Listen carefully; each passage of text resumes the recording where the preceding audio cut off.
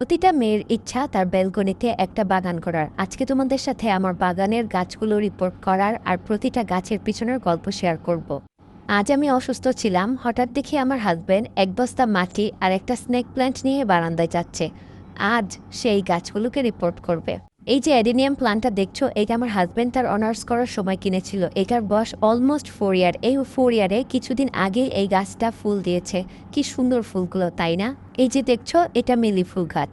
এটাও অ্যাডেনিয়ামের সাথে কিনেছিল আমার হাজব্যান্ড। খুবই ছোট ছিল, কিন্তু এখন দেখো কত সুন্দর করে বড় হয়েছে আর ফুল দিচ্ছে। মানি প্ল্যান্ট কার না পছন্দ? আশা করি তোমাদের সবার কাছে এইটা আছে। মানি প্ল্যান্টের পাতাগুলো যদি সত্যি মানি হতো, কতই না ভালো হতো। একসাথে দুটো জবা কিনেছিলাম, লাল আর সাদা।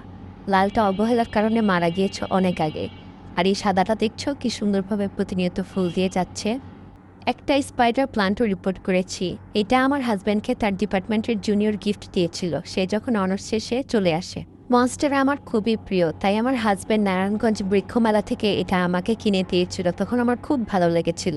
বাসায় পিচ্ছি থাকার কারণে গাছটাকে বারবার ছিঁড়ে ফেলে, তার জন্য ভালোভাবে গ্রো হয়নি। তাই ভাবছি গাছটাকে প্রুনিং করে আবার ভালোভাবে গ্রো করতে দিব। আজকের নতুন মেম্বার হচ্ছে এই স্নেক প্ল্যান্টটা। এত বড় গাছটা নাকি সে মাত্র 60 টাকা দিয়ে এনেছে।